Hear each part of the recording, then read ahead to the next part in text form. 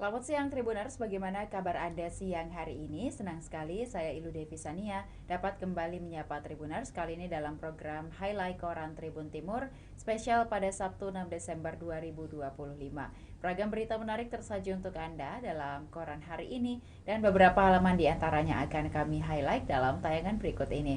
Tribuners, kita awali dengan halaman utama koran Tribun Timur edisi hari ini dengan headline berita, Pemkot tegas tindak parkir liar, tertibkan parkir liar di Panakukang dan puluhan motor diangkut paksa.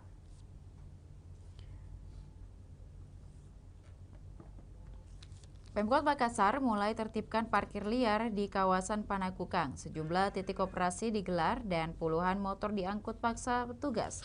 Di sisi lain, implementasi pembayaran parkir non-tunai atau menggunakan kris di Makassar masih belum maksimal. Perumda Parkir Makassar Raya sudah menerapkan digitalisasi parkir sejak 1 September 2025. Uji coba dilakukan di Jalan WR Supratman dan Jalan Somba Opu. Namun hampir 2 bulan berjalan, tingkat penggunaan kris masih sangat rendah. Jukir baru di Jalan WR Supratman, Muhammad Ali Fatur mengatakan hanya 10 orang per hari membayar parkir secara digital. Pengunjung lebih memilih membayar tunai ketimbang memindai barcode tersedia. Rata cash saya layani di atas 50 pengunjung per hari. Tapi tidak cukup 5% pakai kris, ujarnya. Jukir lainnya Abdullah Rudi mengaku lebih nyaman menerima pembayaran tunai. Alasannya, pendapatan lebih mudah dihitung. Sementara untuk pembayaran via kris mengharuskan mengecek saldo lewat bank mitra Perumda Parkir. Kalau cash lebih enak, kalau kris harus ke bank lagi. Tapi karena sudah digitalisasi mau tidak mau ikut saja. Ia mengaku belum memahami cara mengecek saldo melalui layanan mobile banking. Meski progres belum baik, Perumda Parkir tetap memberikan hadiah handphone kepada 6 jukir dengan transaksi kris terbanyak.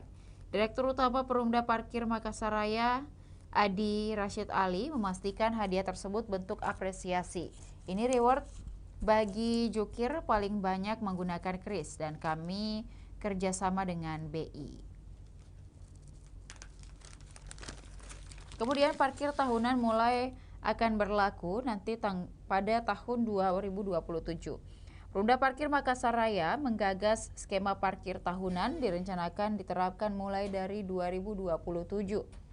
Direktur Utama Perumda Parkir Adi Rashid Ali menjelaskan skema ini akan dicantolkan pada proses perpanjangan STNK kendaraan.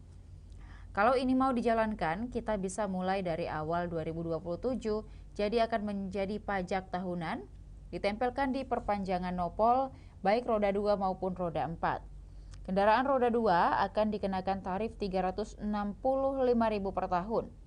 Sementara roda 4 Rp730.000 per tahunnya. Dengan skema tersebut masyarakat bebas parkir di seluruh titik Makassar kecuali area berizin IPP seperti pusat perbelanjaan. Mobil bisa keluar Rp20.000 tiap hari untuk parkir. Dengan skema ini, cukup Rp2.000 per hari untuk mobil dan Rp1.000 untuk motor, tetapi dibayarnya 1 tahun saat perpanjangan STNK. Revisi Perda akan diajukan juga memuat sertifikasi juru parkir serta pembentukan Satgas Uji. Kemudian Satgas Uji Petik untuk memantau pendapatan di seluruh ruas jalan. Terpisah, rencana penetapan parkir tahunan oleh Perumda Parkir Makassar Raya dinilai berpotensi menimbulkan pro dan kontra. Legislator DPRD Makassar Hartono menyatakan, kebijakan ini rawan memicu perdebatan publik. Ia menilai penggabungan parkir tahunan dalam pembayaran perpanjangan pajak kendaraan justru bisa menimbulkan masalah baru. Parkir langganan ini saya kira jadi debatable kalau dihitung. Bisa jadi nilai parkir lebih besar dari pajak kendaraan. Hartono khawatir kebijakan ini dapat menurunkan kepatuhan masyarakat dalam membayar pajak kendaraan karena total nominal yang harus dibayarkan semakin besar. Secara psikologis dikhawatirkan, masyarakat enggan membayar karena nominalnya besar. Jadi bukan hanya tidak bayar parkir, tetapi juga pajak, jelasnya. Ia menyoroti banyak warga sehari-hari tidak menggunakan titik parkir kewenangan Perumda Parkir, seperti buruh proyek ataupun juga orang tua yang hanya mengantar anak ke sekolah. Karena itu, Hartono menilai peluang penerapan kebijakan parkir tahunan sangat kecil dan lebih menyarankan Perumda Parkir memaksimalkan digitalisasi pembayaran melalui KRIS.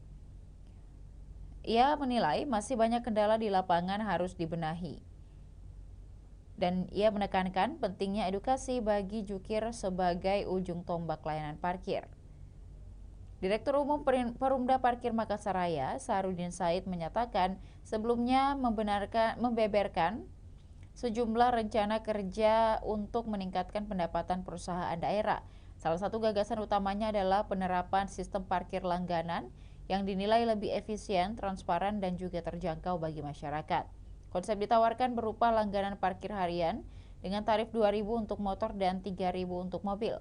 Pembayaran dilakukan secara bulanan untuk 27 hari dan dapat digunakan di seluruh titik parkir resmi di Kota Makassar.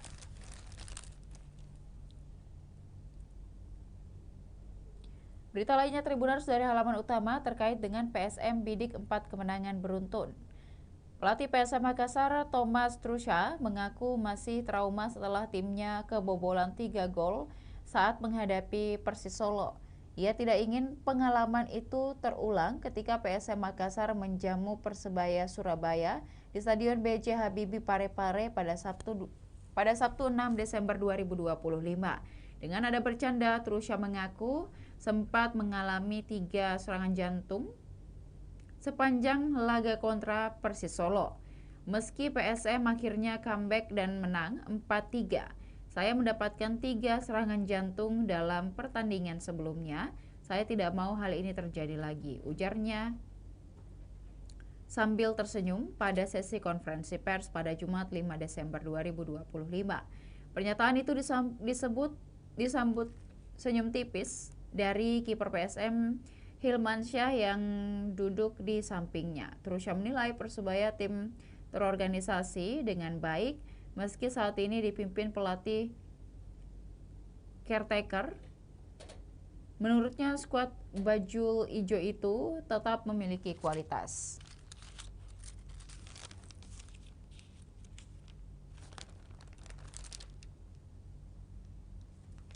Kemudian PSM pun pernah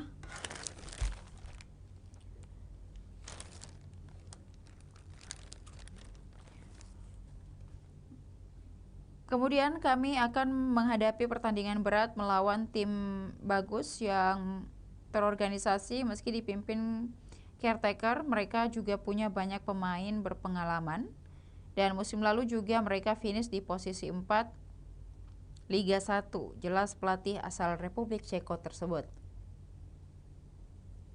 Ia mengatakan timnya sudah mempersiapkan diri penuh dalam sepekan terakhir, terutama memperbaiki berbagai kesalahan individu yang muncul pada laga sebelumnya.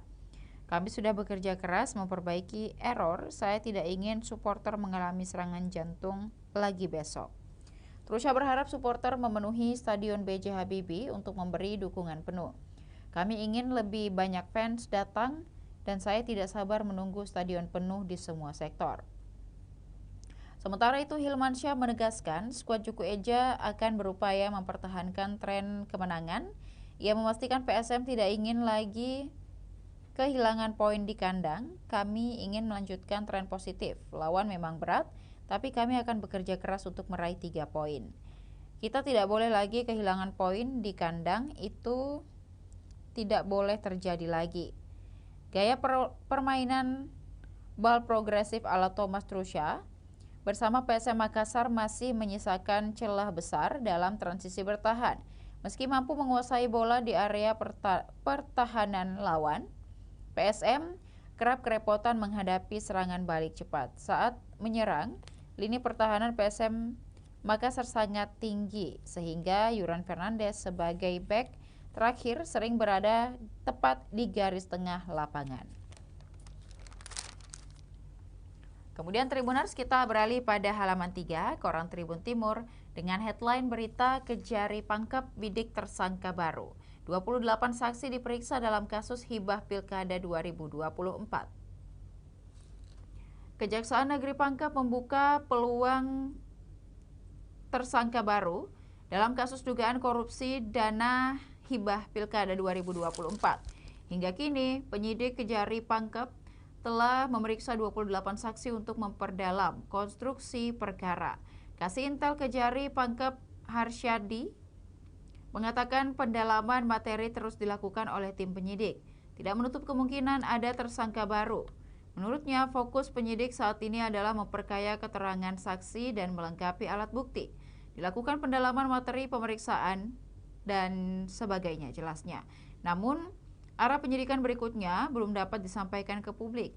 Terkait saksi tambahan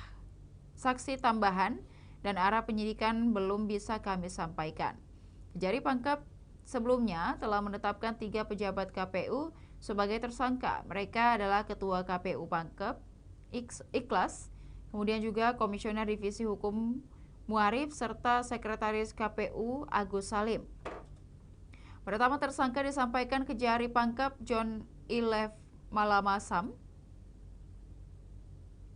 dalam konferensi pers pada Senin 1 Desember 2025. Ketiganya awalnya diperiksa sebagai saksi sebelum statusnya dinaikkan usai penyidik mengantongi minimal 2 alat bukti yang sah. Dalam penyidikan, Kejari Pangkep memeriksa total 28 saksi dan 3 ahli dari BPKP. Audit BPKP menyatakan kerugian negara mencapai 554 juta rupiah. Penyidik juga menyita uang tunai 205 juta rupiah yang diduga bagian dari fee pengadaan dalam proyek bernilai hibah Pilkada 2024. Ketiga tersangka diduga melakukan persekongkolan dalam pengadaan barang dan jasa melalui mekanisme e-purchasing. Mereka disebut ikut menentukan penyedia dan menggunakan dokumen yang dibuat pihak penyedia. Proses negosiasi harga juga disebut hanya formalitas untuk menutupi penyimpangan prosedur.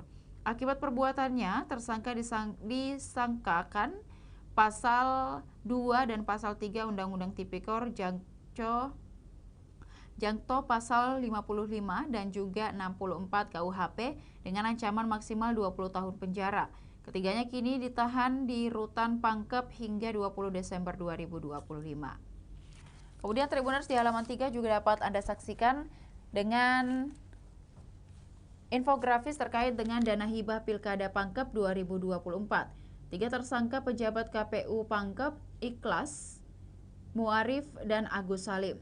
Kemudian ada saksi ahli, ada 28 saksi diperiksa dan 3 ahli BPKP dan lainnya. Modus dugaan korupsi. Yang pertama adalah persekongkolan dalam pengadaan barang atau jasa, kemudian juga penentuan penyedia di intervensi tidak sesuai kewenangan. Juga ada dokumen teknis dan harga dibuat oleh penyedia bukan PPK. Kemudian negosiasi harga hanya formalitas. Kerugian negara yang dicapai audit BPKP 554.403.275 rupiah. Uang tunai disita ada 205.645.803 rupiah. Aturan yang dilanggar adalah yang pertama Perpres 16 2018 CO 12 2021. Kemudian keputusan LKPP 122 tahun 2022, pasal 2 dan pasal 3 Undang-Undang Tipikor, pasal 55 dan 64 KUHP. Kemudian penahanan tersangka ditahan di Rutan Kelas 2B Pangkajene, masa tahanan 1 sampai 20 Desember 2025. Kemudian untuk ancaman hukuman maksimal 20 tahun penjara. Kemudian penyidik temukan pola persekongkolan. Penyidikan dugaan korupsi dana hibah Pilkada Pangkep 2024 bukan sekadar soal 3 tersangka sudah ditahan. Temuan penyidik mengarah pada pola persekongkolan terstruktur dalam pengadaan barang dan jasa KPU, mulai dari penunjukan penyedia manipulasi dokumen, kemudian juga hingga aliran fee yang diduga melibatkan lebih dari 3 orang. Kejaksaan Negeri Pangkep mengakui penyidikan belum berhenti. Pemeriksaan 28 saksi dan 3 ahli membuka ruang baru yang menandakan ada peran pihak lain yang belum terungkap, terutama dalam tahapan administrasi dan teknis pengadaan yang seharusnya memiliki pengawasan berlapis. Pilihannya penyedia yang ditentukan oleh pihak yang tidak berwenang. Dokumen teknis juga diduga disusun oleh penyedia serta negosiasi harga yang disebut hanya formalitas. Memperlihatkan rekayasa sistematis yang tidak mungkin hanya dilakukan oleh 3 orang. Indikasi ini membuat penyidik semakin intens menggali keterlibatan pihak yang memfasilitasi, mengetahui atau juga mengambil keuntungan dari skema tersebut. Tidak menutup kemungkinan ada tersangka baru, kata Kasih Intel Kejari Pangkep Harsyadi Hermawan. Kejari Pangkep tidak membeberkan siapa saja yang tengah didalami. Namun pernyataan resmi tidak menutup kemungkinan tersangka baru memberikan sinyal kuat bahwa konstruksi perkara masih akan berkembang. Penyitaan uang 205 juta secara tunai baru sebagian dari total kerugian 554 juta juga menimbulkan pertanyaan mengenai aliran dana lain yang belum terungkap. Berita lainnya Tribuners dari halaman 3 terkait dengan polisi selidiki dugaan malpraktik di RS Admedika Palopo. Polres Palopo mulai menyelidiki dugaan malpraktik yang menewaskan Basri Sakuta, mantan kepala desa Tobalo, Kecamatan Ponrang Selatan, Kabupaten Luwu. Basri sebelumnya dirawat di Rumah Sakit Admedika Palopo dengan keluhan sakit gusi. Ia meninggal setelah dirujuk ke RSUP Wahidin Sudirohusodo Makassar pada 28 November 2025. Keluarga korban menilai ada kejanggalan dalam penanganan medis tersebut. Jasbil, kerabat Basri, mengatakan 3 gigi almarhum dicabut sekaligus saat pertama kali tiba di rumah sakit. Setelah operasi, dokter memberi obat pereda nyeri, namun tak lama kemudian muncul luka-luka di kulit Basri. Tubuhnya memerah dan membengkak menyerupai luka bakar. Kondisinya terus memburuk hingga akhirnya harus dirujuk ke kota Makassar. Menurut keluarga, selama proses rujukan tidak ada penanganan medis diberikan kepada korban. Tidak pernah disentuh, kata Jasbil. Keluarga merasa pihak rumah sakit telah lalai. Peristiwa ini kemudian dilaporkan ke Polres Palopo. Hingga Basri meninggal, keluarga mengaku belum mendapatkan komunikasi resmi dari pihak Rumah Sakit Admedika. Polres Palopo telah menerbitkan SP2HP terkait laporan tersebut. Surat bernomor B-A-A-1-Romawi 11 Res.1.24/2025. Reskrim itu ditujukan kepada pelapor Yusuf Farudi. Jasbil meminta penyidik bekerja maksimal dan transparan, berharap kasus ini tidak terulang pada pasien lain. Sementara itu, desakan pengusutan kasus juga datang dari Aliansi Mahasiswa Peduli HAM. Mereka menggelar aksi di Mapolres Palopo pada Rabu 3 November 2025 dengan menggunakan pakaian serba hitam sebagai simbol duka. Dalam aksinya, mahasiswa membakar ban dan membentangkan spanduk tuntutan. Mereka meminta polisi segera menuntaskan penyidikan dugaan malpraktik tersebut. Mahasiswa menyebut tubuh Basri membengkak dan muncul luka-luka setelah menerima suntikan obat. Kondisinya kian memburuk hingga meninggal dunia di RS Wahidin. Kasat Reskrim Polres Palopo, Ibtu Sahrir, menemui masa aksi dan ia menegaskan laporan keluarga sudah diterima dan saat ini dalam proses penyidikan. Berita lainnya Tribuners dari halaman 3 Koran Tribun Timur terkait dengan polisi blender sabu 500 juta rupiah. Polres Maros selesaikan 30 kasus narkoba lewat restoratif justice. Polres Maros musnahkan narkotika senilai 500 juta rupiah dengan cara diblender di halaman Mapolres Maros Jumat 5 Desember 2025. Dalam momentum yang sama, Polres Maros juga mengungkap tingginya penyelesaian kasus narkoba melalui mekanisme restoratif justice, yakni 30 kasus dari total 41 perkara ditangani sepanjang Agustus hingga Desember 2025. Barang bukti narkotika terdiri dari sabu hingga tembakau sintetis disusun di atas meja sebelum dimusnahkan. Seluruh barang bukti terlebih dahulu diuji oleh laboratorium forensik Polda Sulsel untuk memastikan keasliannya. Barang bukti kemudian dimusnahkan dengan cara dicampur air menggunakan blender, sementara sebagian lainnya dibakar. Adapun barang bukti dimusnahkan antara lain 349 gram sabu, 4,05 gram tembakau sintetis, dan 21 saset sabu seberat 5,8 gram. Total nilai transaksi seluruh barang bukti tersebut mencapai 500 juta rupiah dan diklaim mampu menyelamatkan 7.000 jiwa. Proses pemusnahan dipimpin oleh Kapolres Maros AKBP Douglas Mahendra Jaya dan Dim 1422 Maros Letkol Agung Yuhono, anggota DPRD Maros Rahmat, serta perwakilan Pengadilan Negeri dan Kejari Maros. Douglas mengungkapkan tingginya jumlah kasus diselesaikan lewat RJ disebabkan karena mayoritas yang ditangani adalah pengguna dengan barang bukti minimal. Untuk RJ syaratnya adalah barang bukti yang sangat minim.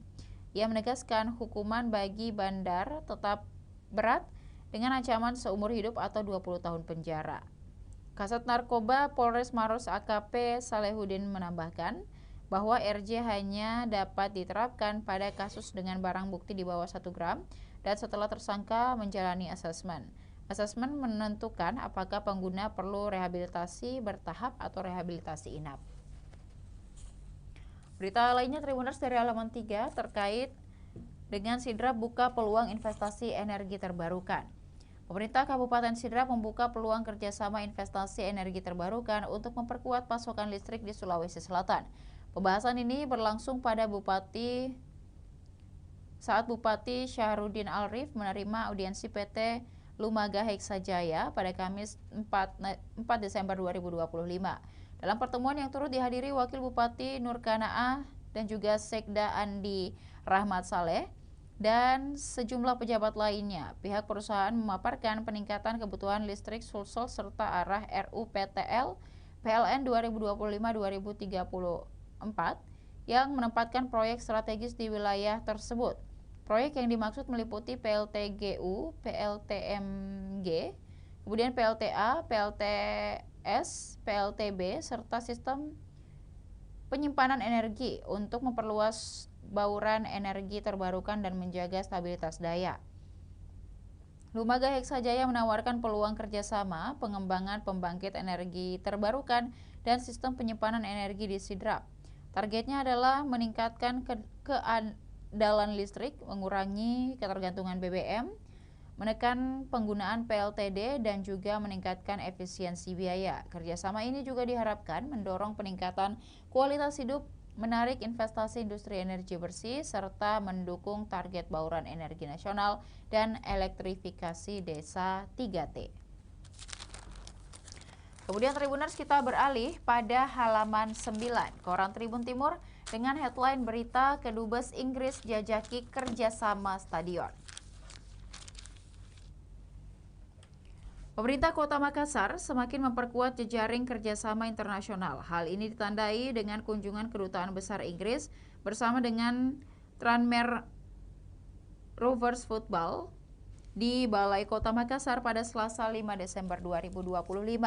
Kunjungan pimpinan Head of Second Cities and Network British Embassy Jakarta, Farah Chaudhry, dan ia datang bersama dengan dua pemain sepak bola internasional dari Tranmere Rovers Football Club Inggris. Farah menyampaikan antusiasme pihaknya menjalin kemitraan dengan Pemkot di berbagai sektor prioritas pembangunan daerah. Kami sangat senang bisa bertemu dengan Pak Wali Kota. Kami melihat banyak ruang kolaborasi dan siap mendukung prioritas pembangunan Kota Makassar.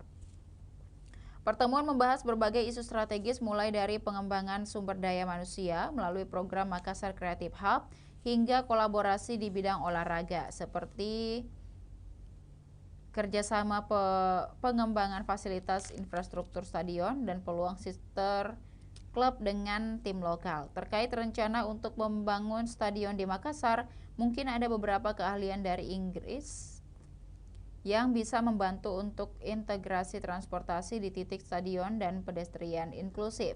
Kunjungan Tranmere Rovers FC disebut menjadi pintu awal kerjasama olahraga, termasuk dengan coaching klinik bagi atlet muda sepak bola Makassar hingga penjajakan sister club antara Tranmere Rovers FC dan klub lokal seperti PSM Makassar. Wali Kota Makassar Munafri Arifudin menyambut baik peluang kemitraan tersebut. Ia mengapresiasi inisiatif kerjasama yang dapat membantu mempercepat pembangunan kota Makassar berbasis inovasi tata kelola modern dan sport industri. Kita memang butuh masukan untuk membangun inklusifikasi atau juga smart system dan transportasi publik dan menciptakan daya tarik. Ini kita harus mulai dari mencontoh tata kelola negara-negara yang bisa menjadi sister city. Mantan CEO PSM Makassar ini memaparkan rencana jangka panjang Pemkot Makassar di bawah kepemimpinannya sejak awal 2025, termasuk rencana pembangunan stadion di Kota Makassar. Stadion akan menjadi awal pengembangan wilayah baru di kawasan wilayah baru dengan stadion sebagai trigger pengembangan kawasan berbasis ekonomi, kreatif, dan olahraga. Kemudian kolaborasi program MCH. Selain sektor olahraga, Wali Kota Makassar Munafri Arifudin juga menjawab tawaran kolaborasi bidang pengembangan sumber daya manusia dari Kedubes Inggris. Munafri membuka ruang kerjasama dalam peningkatan keterampilan SDM melalui program MCH. Program MCH sejalan dengan penawaran kolaborasi pihak Inggris yang mendorong kolaborasi Human Capital Development di Makassar. Untuk mempercepat realisasi kerjasama, Munafri mengusulkan penyusunan MOU sebagai langkah implementasi nyata. Kami sangat terbuka, Makassar siap berkolaborasi, tinggal dibuatkan konsep kerjasama nyata.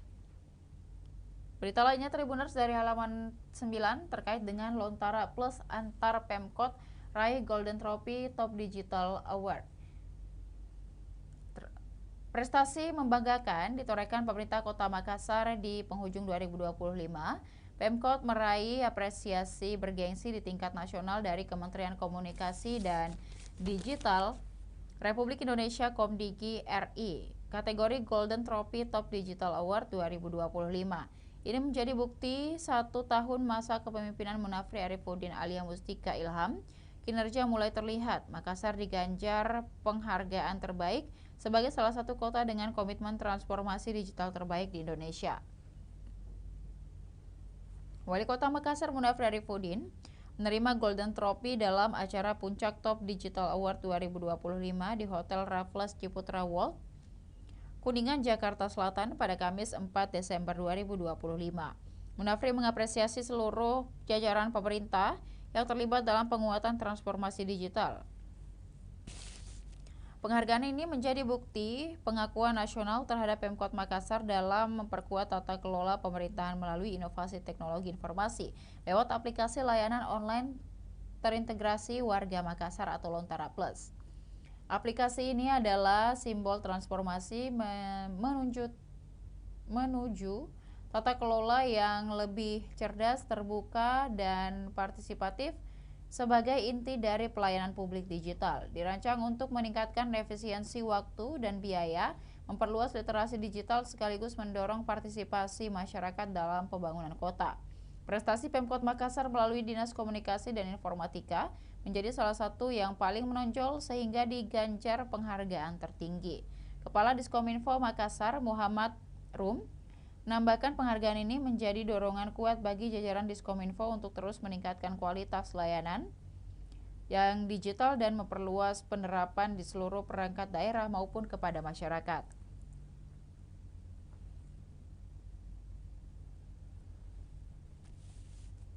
Kedepannya, Pemkot berkomitmen menghadirkan layanan yang semakin mudah diakses dan transparan, kemudian juga responsif melalui pemanfaatan teknologi digital. Top Digital Award tahun ini diikuti 200 kandidat dari berbagai instansi pemerintah dan korporasi. Hanya belasan instansi yang dinyatakan lolos ke tahap penilaian mendapat penghargaan. Dan Tribuners, masih ada beragam berita menarik tersaji untuk Anda dalam koran edisi hari ini. Bagi Tribuners yang tertarik membaca secara keseluruhan, dapatkan koran Tribun Timur di agen-agen terdekat. Dan untuk berlangganan 1 bulan Rp80.000 ataupun juga 1 tahun Rp1.000.000, Tribuners dapat menghubungi hotline subscriber di bawah ini dengan nomor 0411 811 5500 atau juga di Tribun Family Card dengan nomor 081 1413 5555. Demikian highlight koran Tribun Timur edisi hari ini. Jangan lupa juga saksikan berita dan program menarik lainnya hanya di kanal YouTube dan Facebook Tribun Timur, mata lokal menjangkau Indonesia. Saya Ilu Devisania beserta seluruh kerabat kerja pamit undur diri. Terima kasih dan sampai jumpa. Download Tribun X sekarang, menghadirkan lokal menjadi Indonesia.